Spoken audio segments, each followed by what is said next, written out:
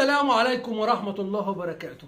سؤالي مش للممثلين الكرة في مصر، سؤالي للدولة المصرية. مين الفرقة اللي هتقدر تضيع من الأهلي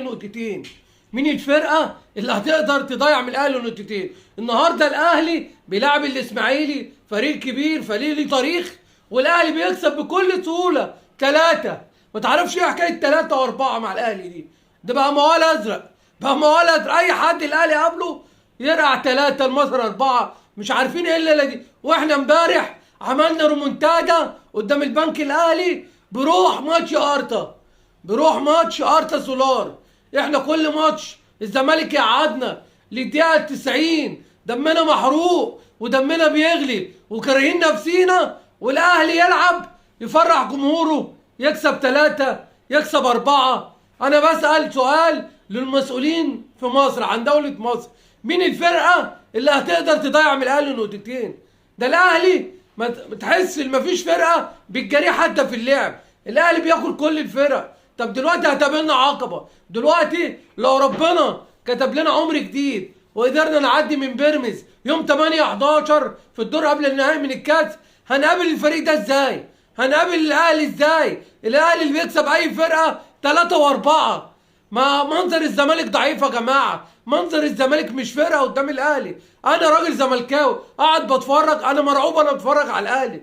الأهلي بياكل كل الفرق بأقل مجهود. تحس الأهلي يا جماعة ملوش منافس، والله يا جماعة الأهلي ماليه منافس.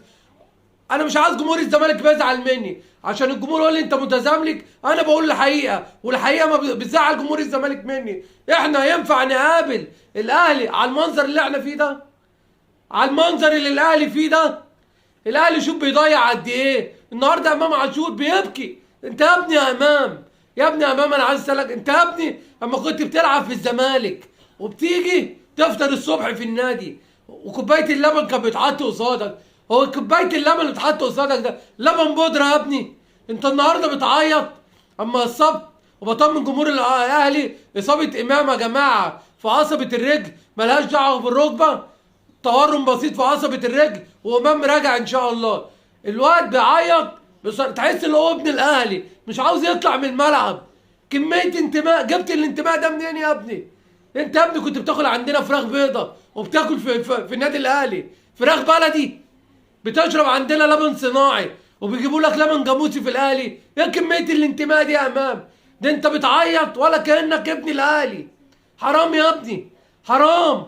انت بتفتح نفس فتوح ونفس زيزو اللي هم يجوا الاهلي. احنا مش ناقصين يا ابني. افتكر اللي انت في يوم من الايام لعبت في نادي الزمالك يا امام. ما تفتحش نفس اللعيبه اللي حيلتنا يا ابني. دي احنا بنكسب بالعافيه.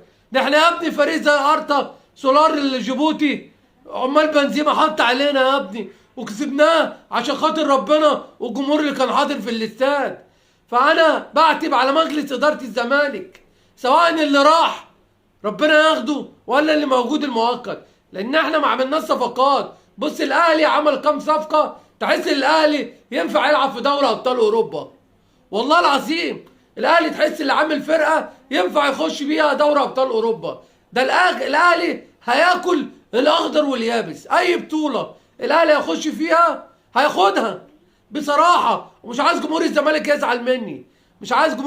يزعل مني، لان الحقيقه هي اللي هتمشينا على الطريق الصح. اما انا اقول الحقيقه ونعمل بيها نادي الزمالك هيعدي. ده احنا لو خدنا مركز رابع السنه دي يبقى ربنا كرمنا على الاداء وعلى الفوز المتاخر وعلى حرقه الدم اللي جمهور نادي الزمالك فيها، وربنا يسترها علينا.